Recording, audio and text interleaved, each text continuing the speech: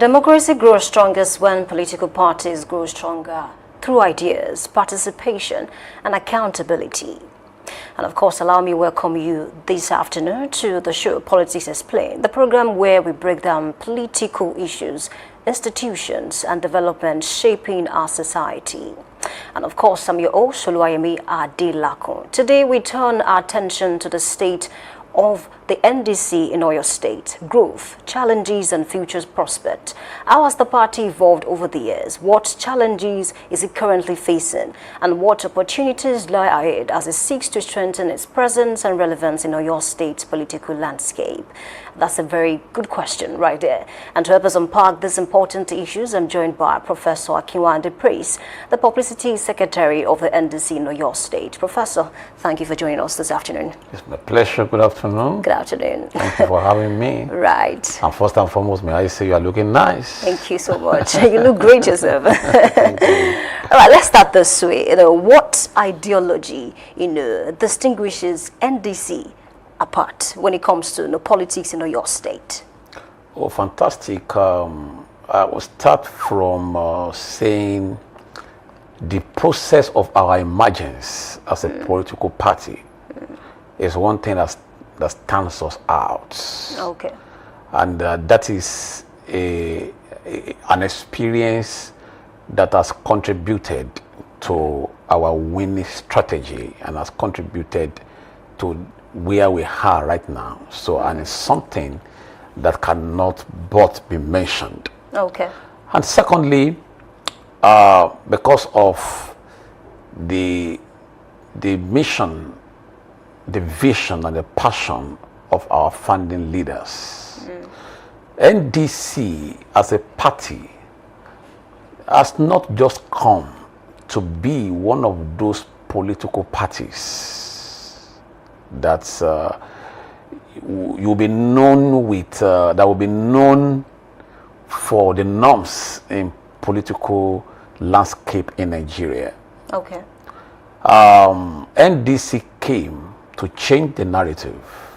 NDC came to bring hope to Nigerians. Change what narrative? Sorry to cut you.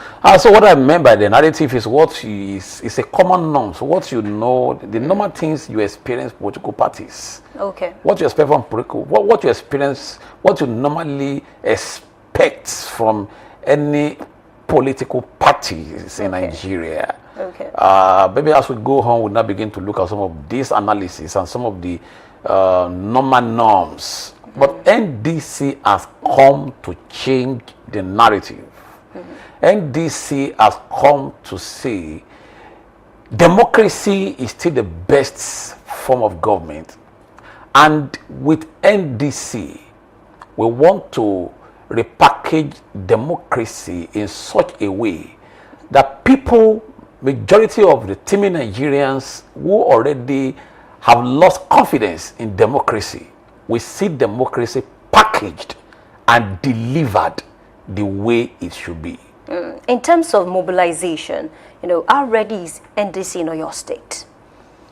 Well, I need to say that we are few days ago, okay, NDC clocked just 3 months in Oyo State. And I can tell you through the leadership of our indefatigable national state chairman, okay, the person of Princess Oyoronke Akinlolu, she has really positioned the party to the stadium that we have presently right now. And I have to give it to her.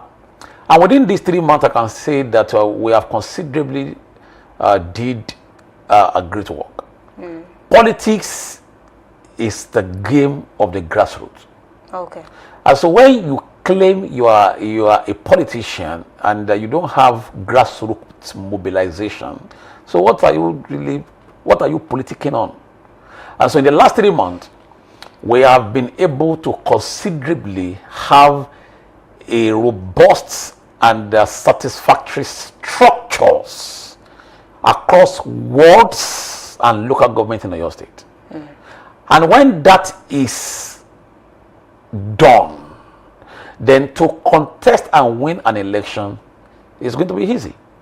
So I can say, in terms of what have we done to prepare, in conducting and facing the rigorosity of 2027 election. Yes, we in terms of structure across local governments, we have done considerably well, and this has given us a very good chance to conduct and win any election. Okay, in Oyo State. Okay, I think I've listened to the state chairman maybe once or twice now, and then there was a time she mentioned that the party intends to connect with the women and the youth. Yes. What concrete evidence supports this claim in the last 3 months? Okay, that's very good. One of the evidences is the emergence of our chairman as a woman, and happens to be the only woman chairman in the NDC family all across Nigeria. Okay. And that is to tell you the commitment and the preparedness of NDC as a party to welcome and embrace full women and youth participation in politics. And when you come through Oyo State also, we have in our ESCO women and youth constituting part of our ESCO. It will amaze you that the state secretary is a young man. Up to how many percent? In terms of people who constitute? Youth participation. Exactly. And women participation. Okay, we have 40. Okay. And that is to be applauded compared to other political parties. Is it going to continue? Let's just assume that maybe the party is able to, clinch, a seat or two in the next election. Is it going to continue? Of course. That is what our national leader stands for. That is what it preaches every day. That is what it talks every day. And I told you earlier on, NDC is a party committed to changing the narrative. And what you know women for in political parties is to gather them together, let them sing, let them make noise, you give them stipend, and then they go back to their various homes. Okay. No active participation. And our national leader, His Excellency Siraki Dixon, said this party will give maximum support to women who are willing, youth who are willing to participate and contribute towards the development of our country, Nigeria. But I will not but say this. You see, the challenge is having women across board coming out to identify to this change, because you can't call somebody who is not willing. But as much as you are willing and you have something that it takes to contribute towards the growth of Nigeria, then come to NDC. What about Aisha Yesufu? I think she was willing to contest for the FCT seat. But, something happened. She went on national TV to say, oh, she was betrayed. It was not fair. It was not free and things like that. You see, I need to let you know that as our party stands for uprightness, sincerity, integrity, and discipline. Okay. And it does not matter who you are. You must be able to go through and follow to the letter what the party stands for. And so what happened and played out with Aisha Yusuf just mentioned now, right, is a clear demonstration of the party not trying to bend its rules, regardless of who you are. And we are still together. We are still working together. So it was not a case of the ticket was given to somebody who has been a member of the party for long before Aisha came. No, no. You see, one of the greatest problems with media Okay. is the first person who happens to come to the media frontage and comes around to make a noise or to ascertain a claim or express his or her grievances, and they say this is what they have done for me, because he's the first person to come out, you tend to believe what he's saying and may not be critically verified. So when you listen to the other party, the Yorubas will say an elder does not listen to the complaint of one party and then make a judgment. You listen to party A, you listen to party B, and then you now do your critical investigation and analysis before you can come up and say, okay, this person is guilty. My final question on Aisha Yusufu. I also read, I think I watched the video, this person was on national TV and said what really happened was that Seriake Dixon wanted Aisha to run for rep seat, but she wanted FCT, that's senatorial, and that was why, part of the reason why she lost. Anyway, that is what, and I can say this to you. You see, we should not at any point in time as aspirant neglect the side of party supremacy, party influence, party consultation, and party interests in whatever position you are claiming for. Okay. Now, if you want to go for a particular position and the leadership of the party is telling you, we feel this position will be good for you, I think you should respect their opinion, because we are partners in progress. No individual can win an election without a political party. And so a political party also does not exist, dynamically. It doesn't mean you can't exist if you don't have a candidate, but you don't exist dynamically if you don't have candidates. So if you understand this mutual relationship, then you just give yourself dialogue. So, and in dialogue, whatever the party have come up with, you should see that and consider it.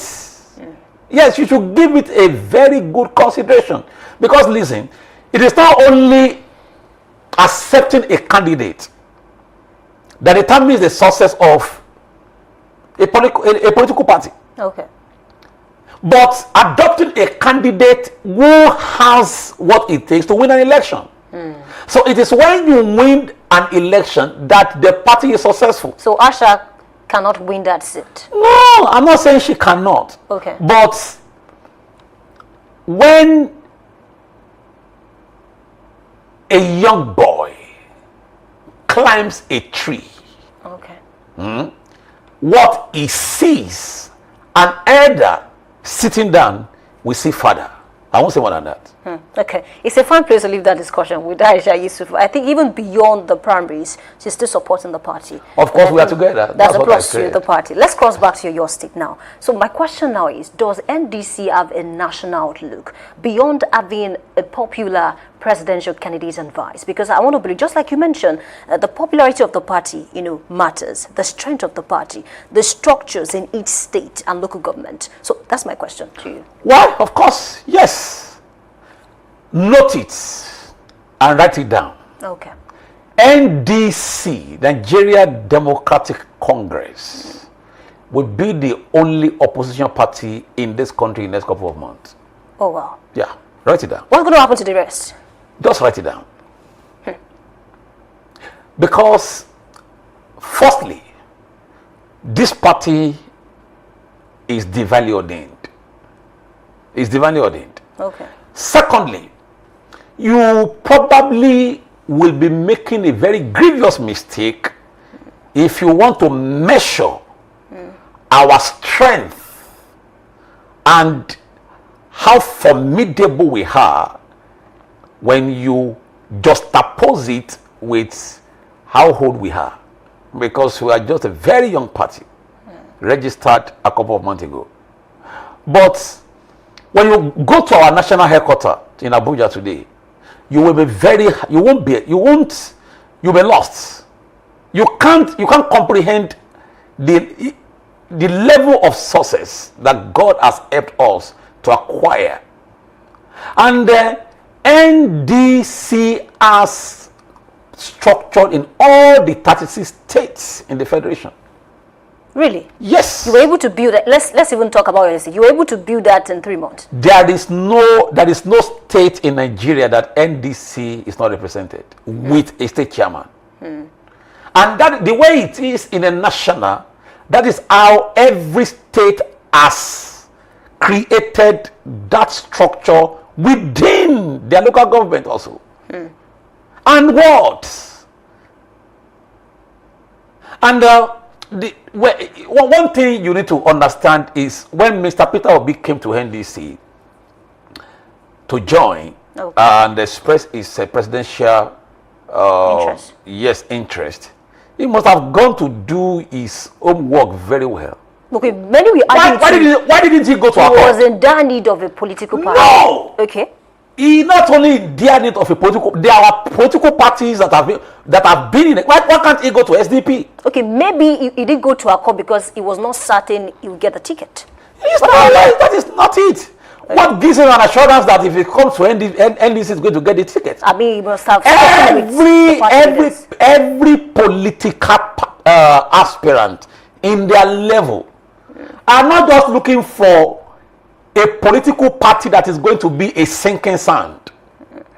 They are looking for a political party that has credibility, that is formidable enough, that has the strength to be able to help them and position them well to win an election.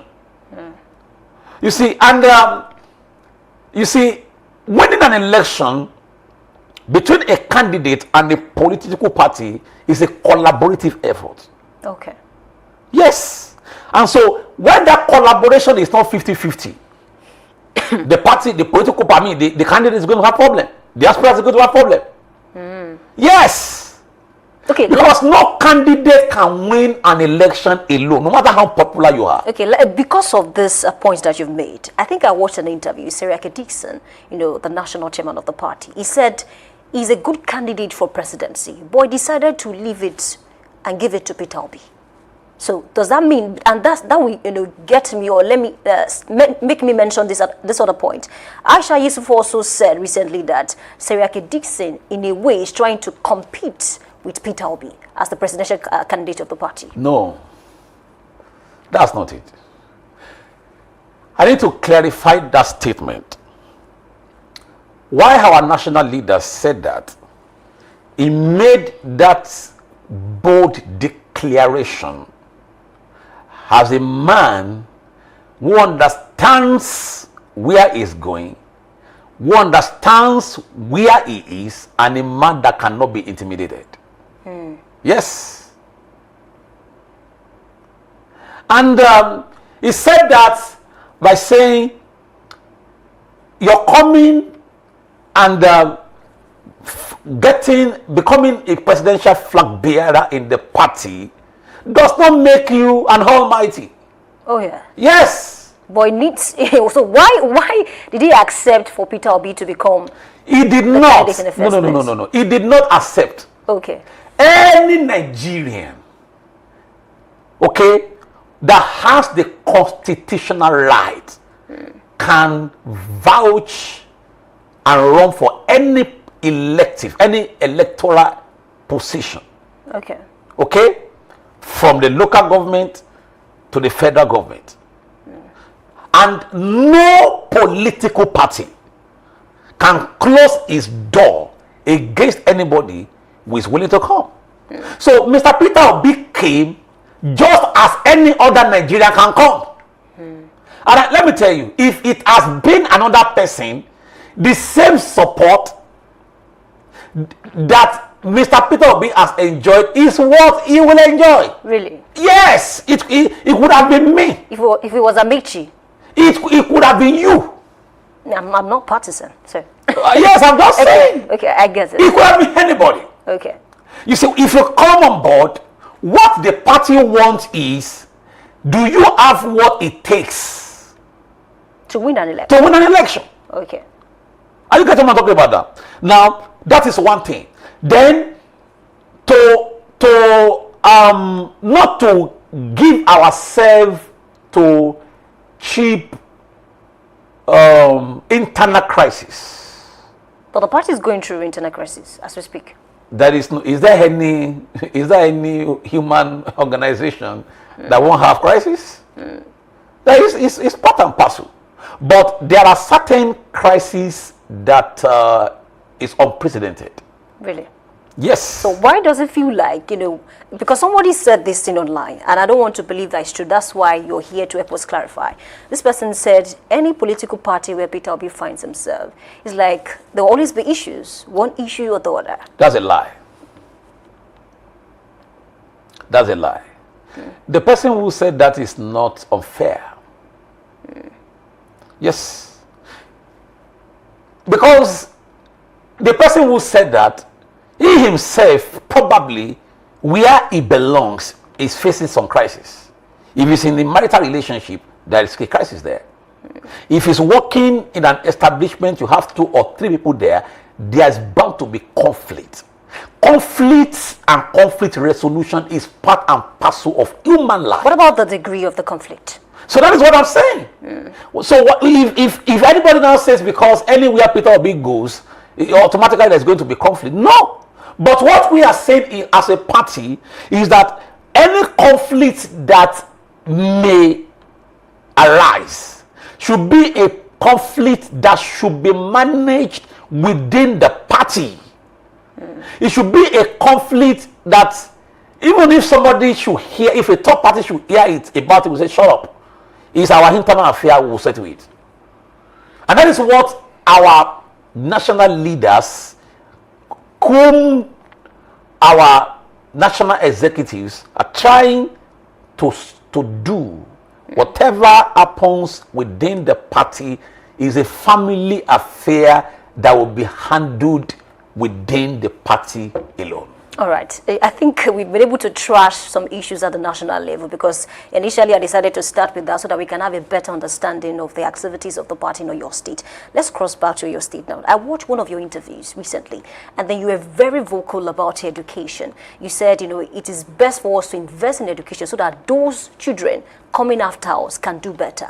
I don't know if you remember the particular interview now. Okay, yes, I do. Exactly. So you are watching me, you are following me. No, I mean, it's my duty to, look up things about my guests and then the topic, basically. That's fantastic. Exactly. Thank you very much, sir. So my question now is, looking at the education system in your state, and you want to come and take charge. I mean, you want to contest for election and then win the election. What loopholes have you been able to spot in the education sector beyond let's say the primary school now, the secondary, and then the tertiary institutions? What loopholes have you been able to spot, in the last 3 months? Okay, I'm going to mention 3. Number 1, I am going to say our party, by the grace of God, is going to strengthen collaboration between government-owned schools and private-owned schools across Oyo State. There's going to be a kind of a collaboration. Okay. Now, it will amaze you to know that presently now, some schools, government schools, are not going to school. Yeah. Some private schools already follow suit, but some private schools are going to school. No, some are not even wearing their proper uniform. So we need. So that means there is no proper coordination, and that must happen. Yes. If you go to some private schools, you realize that they don't use government approved textbooks and curriculum in some private schools. Okay, talking about the government-approved textbooks and the curriculum, people have, argued severally that it has several issues, and I'm very sure we'll speak about. So what are the issues that are supposed to have? There are 2 bodies that coordinate the activities of education in Oyo State. Okay. You have the Minister of Education, Science and Technology for secondary school. You have the SUPEP for primary school. Okay. And these are the umbrella. So whether you are a private or you are a public, you are under these two government agencies. And there must be uniformity. So what's the problem? That is why private schools decide not to. That is what we are talking about. There must be that collaboration. And that is what one of the things that our party will address. That's one. Secondly, is the issue of insecurity. Parents, teachers are afraid to go to school now. And somebody was even telling me from Erua, the other, the Barapa side of the state, that pupils and teachers are not coming to school. And she was lamenting.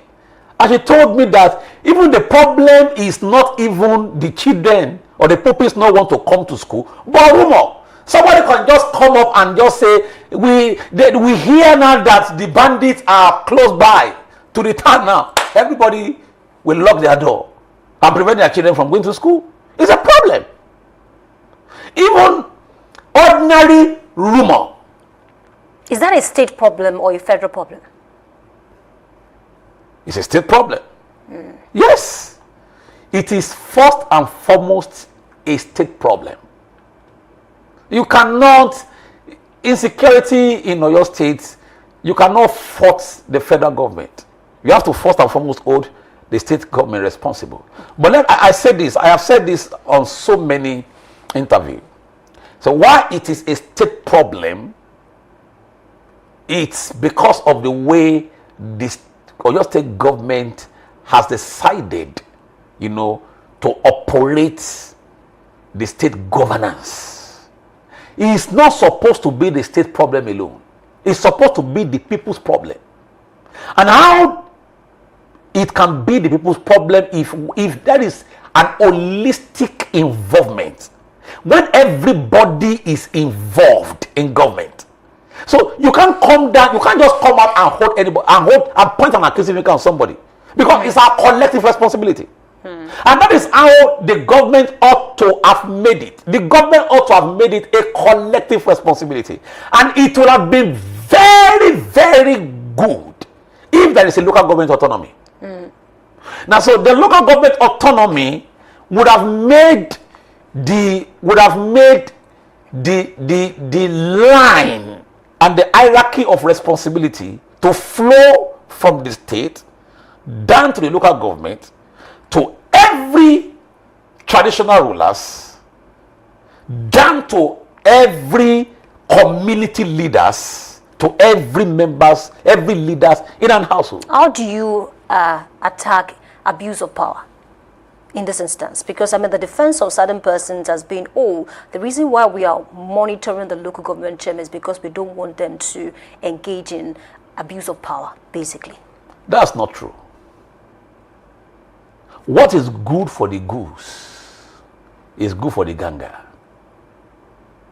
Most of all these local government chairmen are experienced and even viable to be state governors.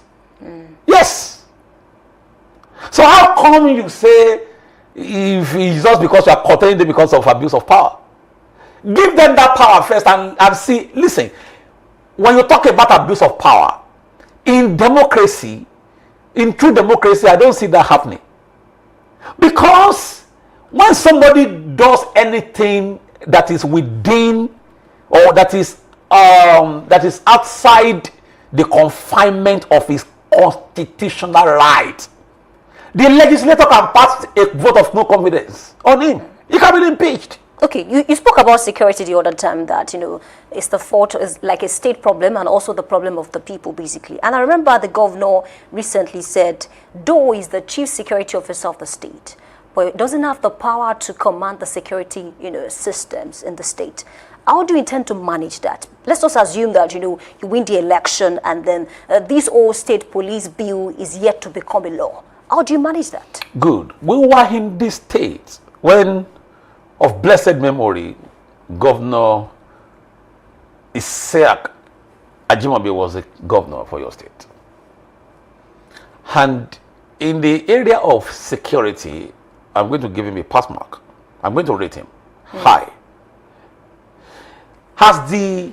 Because if our party contest and win election, for example, in the next electoral season in 2027, by the grace of God, one of our priorities is to make sure that there is a standard and non-compromised security network in the state.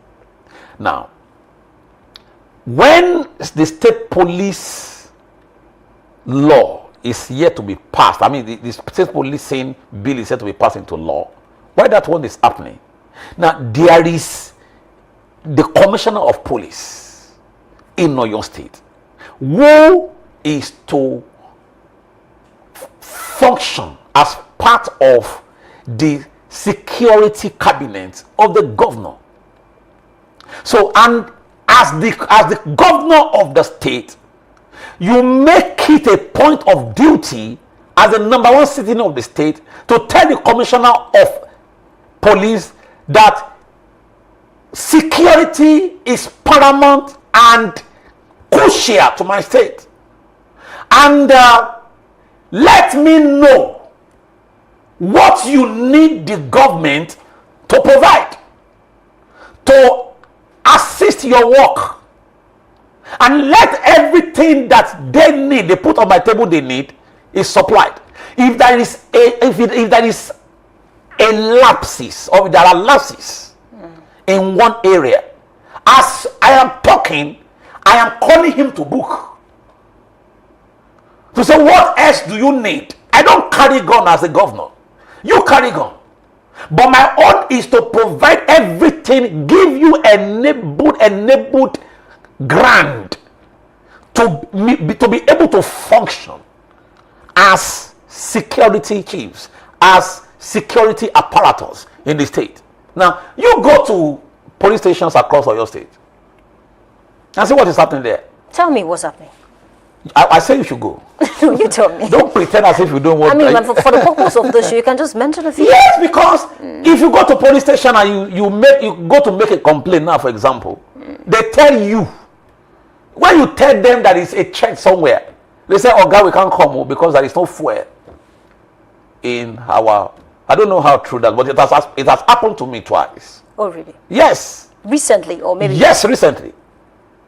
"Oh God, we can't come because there is no fuel in our van, and so if you want us to come, then you have to send money for us to buy fuel." Now, when there is an emergency 2 a.m. and you are requesting for me to send money to you to buy fuel, where is that filling station you buy fuel for 2 a.m. in the middle of the night? Okay, so let's talk about the alignment. One of the arguments of the loyalists of the governor now is that because of the lack of relationship between the state and the federal, I'm talking about your state and federal now. I mean, there's a need. Some governors defected from their political parties and went to the APC just because they want to align with the center. So some are arguing that it is because of that, lack of relationship, lack of synergy. I don't believe between in that. The state and the federal. What is the synergy? Let our state government come out and tell the public that in a month the federal government has refused to release the monthly allocation. So what else do you want from the federal government? What else? So you want the federal government to invite you every week for a breakfast in this house? Is that how you determine cordiality? No. This is federalism. And through federalism, a state government should be given certain degree of autonomy without interference from the from the federal government. Okay. And that is exactly what every state is enjoying. And to me, if a federal government wants to punish a state, then don't give allocation. Okay. Thank you for your response. If that has not happened, I don't believe that any other thing they say doesn't exist, as far as I'm concerned. All right, let's talk about, because of time, let's talk about the anti-defection policy, of the NDC now, especially, your state, because just like you mentioned, you had the primaries. No, was the primaries, was it free and fair? Of course, yes. It was free and fair. Yes. There were no issues after the primaries. No. And I'm sure you have candidates who emerged. Of course, by God's grace. So now let's talk about the anti-defection policy. I want you to explain now, because why? I've read tweets, I've done my research, and a lot of persons do not even understand the policy itself. While some believe that it starts from the governorship down to the state assembly. I mean, if you win an election under NDC, you are not expected to defect. Some believe that it starts from the senatorial down to the state assembly. Please clarify. It involves every political office holder. Okay. And I give it to NDC because that is part of our strategies to make NDC strong, accountable, and open-minded to all and sundry. Is it constitutional? Of what? Constitutional? Yeah. Because some are arguing that it violates constitution, that if the party is going through crisis now, why can't they defect? That's the argument of some persons. We are not saying you cannot defect. Okay, so tell me, what is it? Defect, but if you want to defect, you must be ready to resign from the position under which you, through the platform of the party you hold. It's clear. It's simple. So does it start from the governorship or from the senatorial? Every level. Okay, but I read the report that says the presidential candidates and his vice were excluded from that policy. Who told you that? I read it online. I mean, certain newspaper outlets posted it. To the best of my knowledge, everybody is inclusive.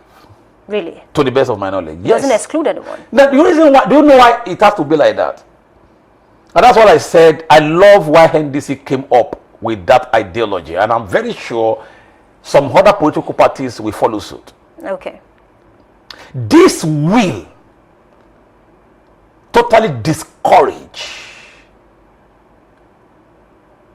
ambiguous and ambitious political gladiators who are just bent on winning election at all costs. They are virus. How you know virus is lack of inconsistencies. If you are in a relationship, okay, for example, let's say you are in a marital relationship, and there is a crisis between husband and wife. Do you immediately decide to pack your bags and baggage and just get out of the marriage? Before you do that, it must be a crisis that is doesn't